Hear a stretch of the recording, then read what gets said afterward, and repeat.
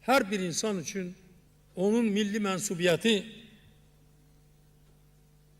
onun gurur mənbəyidir. Mən həmişə fəxr etmişəm. Bu gün də fəxr edirəm ki, mən Azərbaycanlıyam.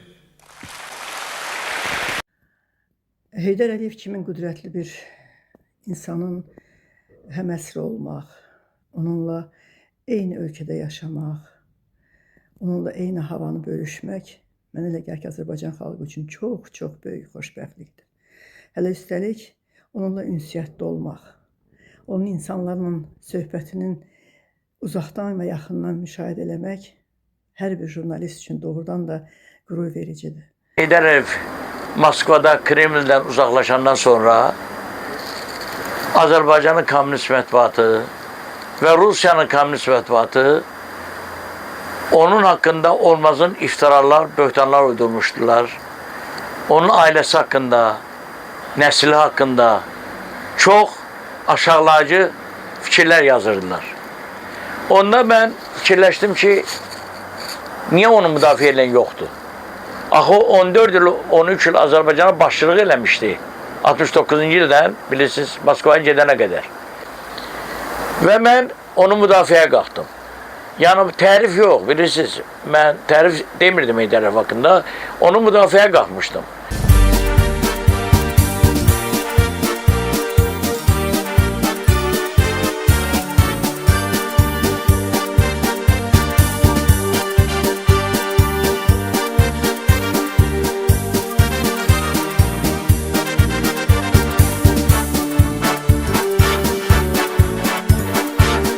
Her zaman her yerde adın yaşayır, her kentte şehirde izin yaşayır. Yüreklerde senin sözün yaşayır. Ey ulu önderim, ulu önderim. Yüreklerde senin sözün yaşayır. Ey ulu önderim, ulu önderim.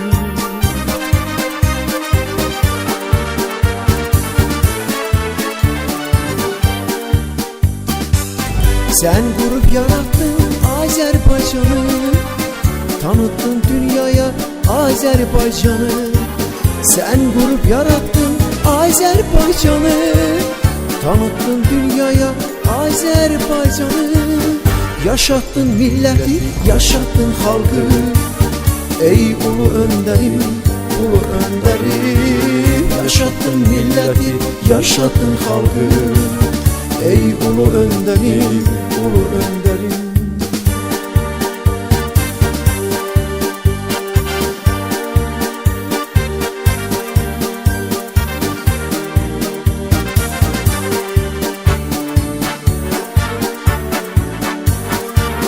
Güzel evlatların, oğlun kızın var. Fəxr halkımız, oğlun ilhamla. O da layık olup senin adına. Ey ulu önderim, ulu önderim. O da layık olup senin adına. Ey ulu önderim, ulu önderim.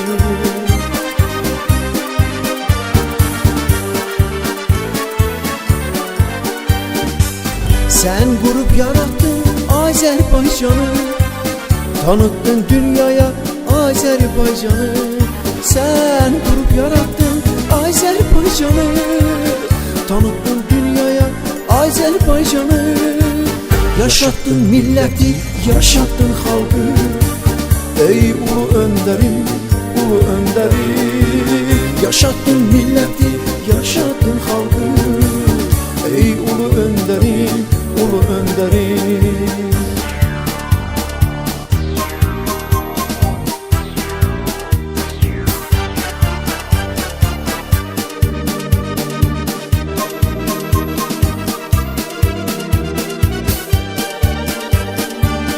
Azerbaycan adlı devlet yarattın, tarihi bilinmez silgi sorağı. Koruyak torpağı, koruyak adı. Ey ulu önderim, ulu önderim. Koruyak torpağı, koruyak adın. Ey ulu önderim, ulu önderim.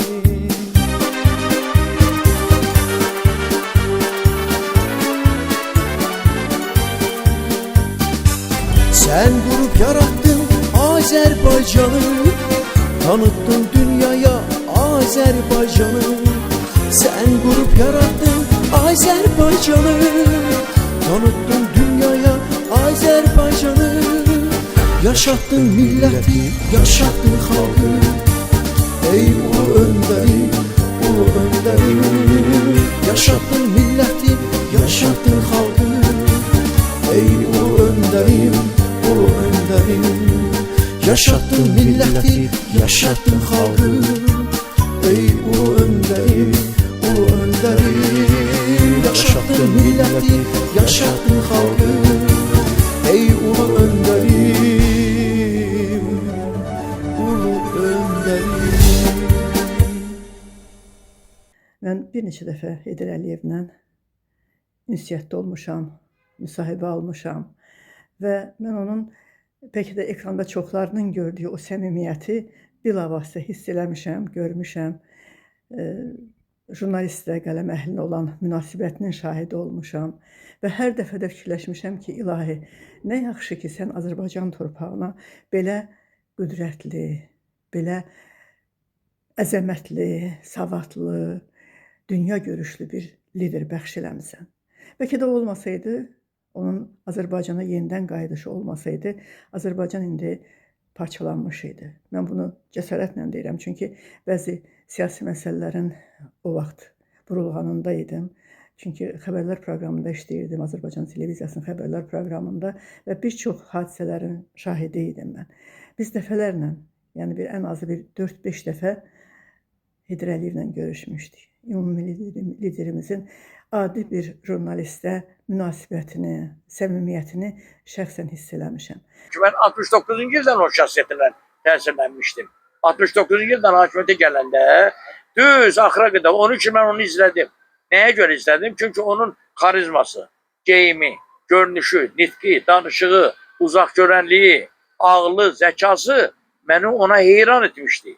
O vaxtdan başlamışdım Komünist Qəzetində reportajlar yazırdım. Birinci səhifədə əmək adamlar haqqında, mühəndislər haqqında, fəhlələr haqqında. Həmin kondisioner zavodu Zaporojyesdə tikilmək üçün Kremldə qərar qəbul olunmuşdu. Heydər Əliyev 3 dəfə Brejnevin yanına gedib, xahiş edib, deyib ki, Azərbaycan isti ölkədir.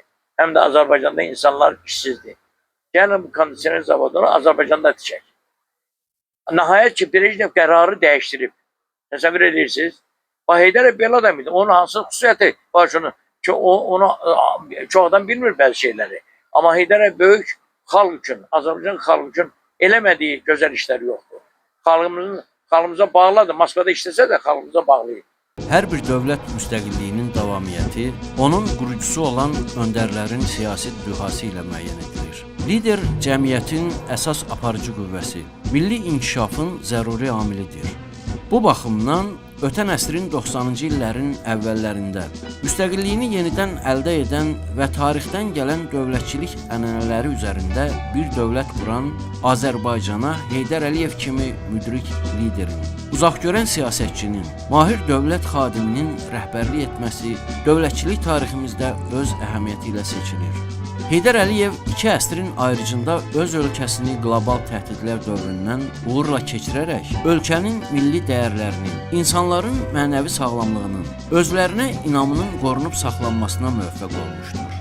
Siyasət meydanında olduğu illər ərzində Ulu Öndər 20-ci və 21-ci əsrlərin görkəmli siyasətçilərindən biri kimi, müasir dövrün böyük siyasi lideri kimi bütün dünyada tanınmışdır.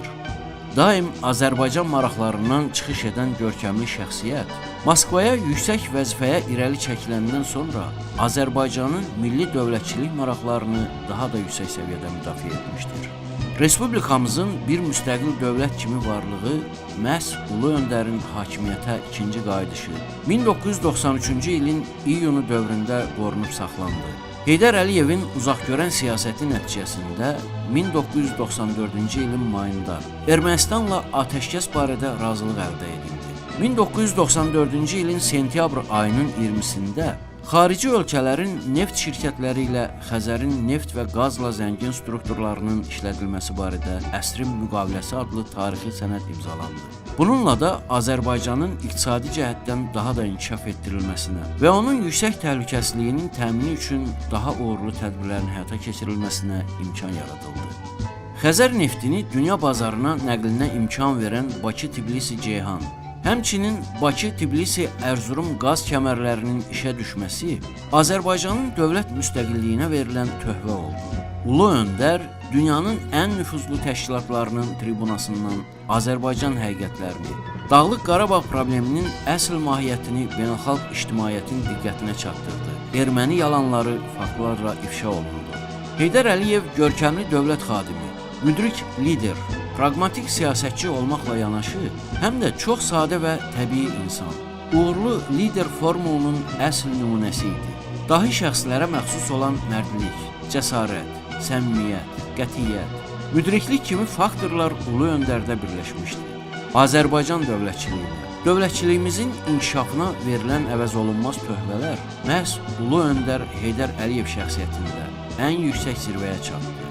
Heydər Əliyevin zəngin dövlətçilik təcrübəsi bu gün bütün dünyada etiraf olunur, hörmətlə qarşılanır və yüksək qiymətləndirilir. Ümummilli lider bizim üçün elmi prinsiplərə və zəngin intellektual potensiala əsaslanan mükəmməl bir dövlətçilik konsepsiyası yaratmış. Dövlət idarəçiliyi sahəsində zəngin elmi nəzəri və praktiki irs qoymuşdur. Onun dövlətçilik ideyalarının elmi nəzəri əsasları təkcə bu gün üçün deyil, gələcək üçün də əhəmiyyətlidir.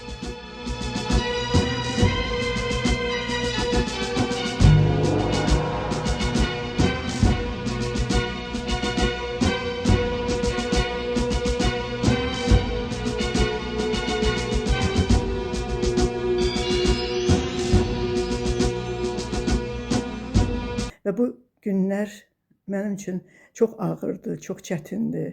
Bir insanla ünsiyyətdə olandan sonra, onun böyüklüyünü dərk edəndən sonra fikirləşirsən ki, ilahi, nə yaxşı ki, belə bir insanın həm əsrisən.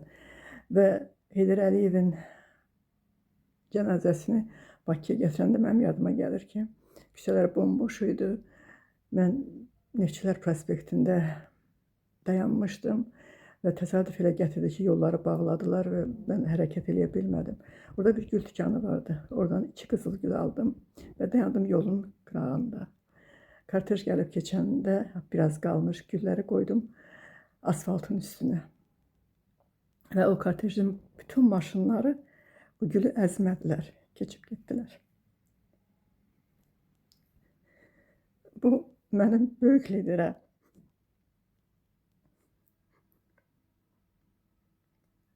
bəlkə də son borcum, son ehtiramım idi. Bugün onun anım günüdür.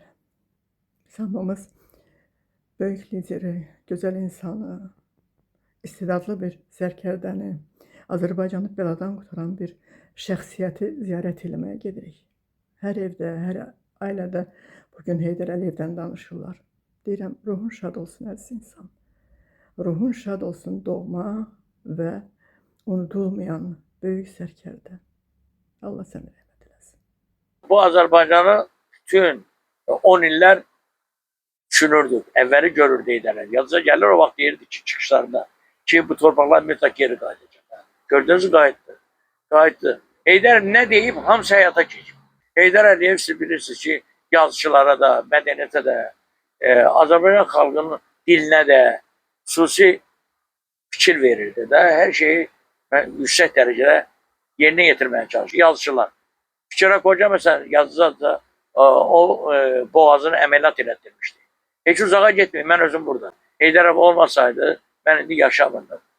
O zaman 1999-cu il iyunun 11-də mən Londonda ürək əməliyyatı keçirdim.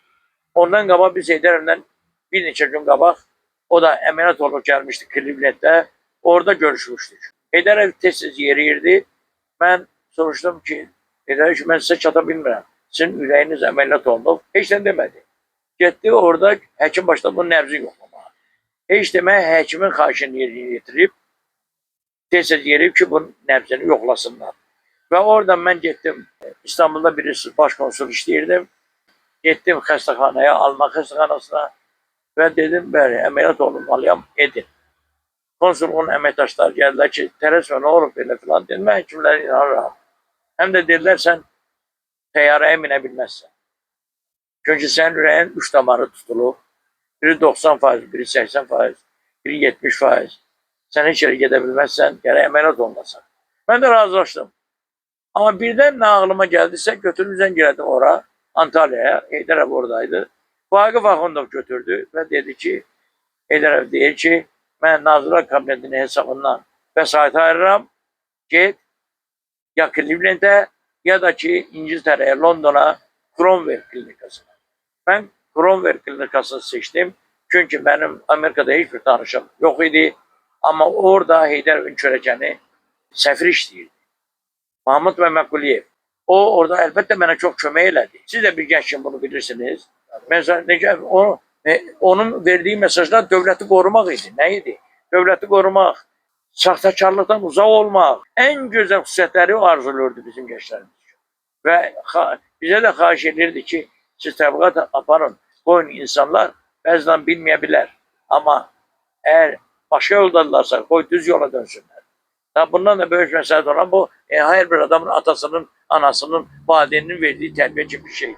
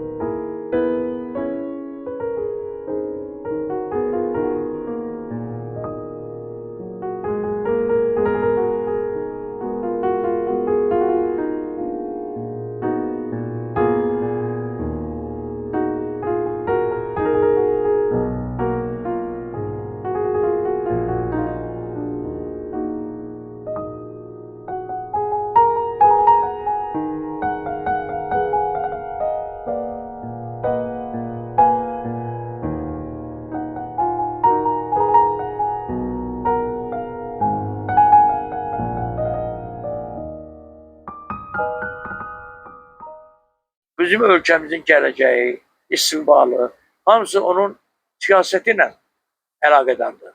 Onun birinci defa hakimiyette olduğu illerde gördüğü işlerin neticesinde biz indi bu müvaffakiyetleri kazanmışız. Bilirsiniz, hansı bilsin diyesen, o çok büyük bir işti, büyük siyasi işti.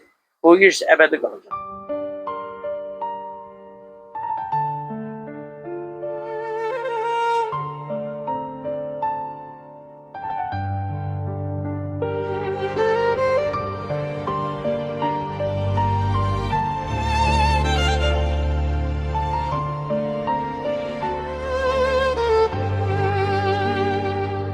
Halkın en çetin gününde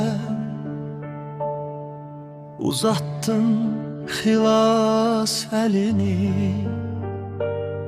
Milletin en çetin anında çattın, xilas ettin elini. Her yer o dalov içinde, İnsanlar gözü yaşlıydı. Vətən sevgisi qəlbində, xalq Heydər hayqırdı.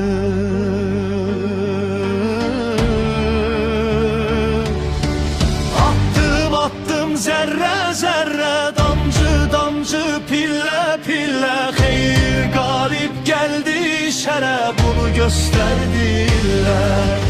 Attım attım